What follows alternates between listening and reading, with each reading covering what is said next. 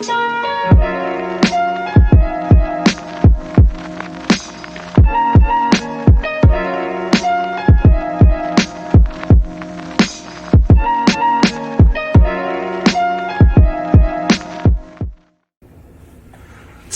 I wanted to take a few minutes in my, let me straighten that out a little bit there. Still vlogging, still love vlogging. I will always vlog. I love being able to talk about what I love to do, and I love what I do. I don't love work. No one loves work, and that's bull. I'm really working on my profanity filter as well. All that aside, I am here. I wanted to put something out content-wise on this kind of thing that's exploding on Facebook right now, where people are sharing this ability or this idea or this platform or this transparency that Facebook recently opened up called offsite data.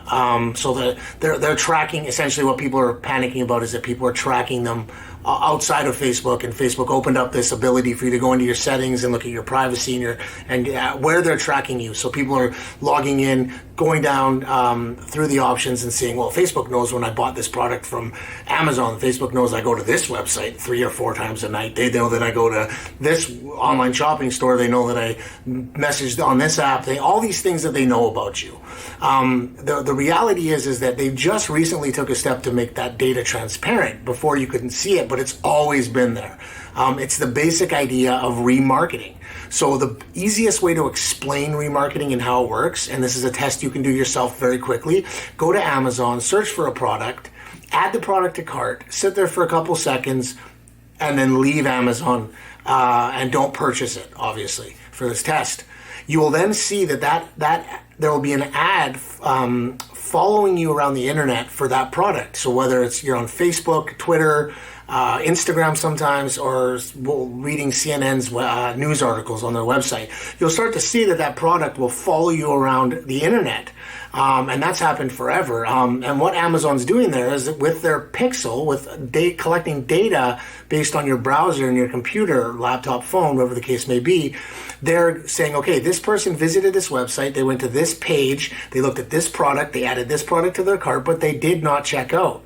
So let's serve them an ad. Now, if you went through all those steps and checked out, that would also trigger an audience segment and put you into a bucket that said, okay, they purchased this product. So let's not serve them ads for this product, but let's serve them ads for another product that may work in parallel to that product. This is kind of the idea of digital marketing and remarketing and how it's been in effect since it all started. I mean, 10 years ago, when this all really started to take over, basic remarketing was available.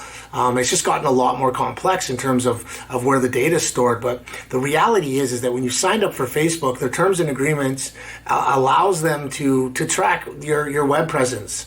And that's been happening for many years. So rather than freaking out about Facebook having this ability, we should actually be thankful that if you are worried about your privacy, I'm personally not. I don't care if I go to a Harley Davidson website and then they want to serve me ads for the next 6 months on the latest Fat Boy that comes out when they have a discount or a price sale or a local sale or something, because that's relevant to me, and I want to see that advertising. I'm not going to go check Harley's website every day, but if they, if a local dealership wants to serve up an ad to me on a used Fat Boy or a new bike that's at a discount, that's something I want to see. So I'm fine with data collection. I mean, obviously I'm biased because I use it in tactical strategies, but I'm not really concerned about it, so it doesn't matter. So going back, we should actually, if you are someone that's concerned about that privacy, you have 2 options.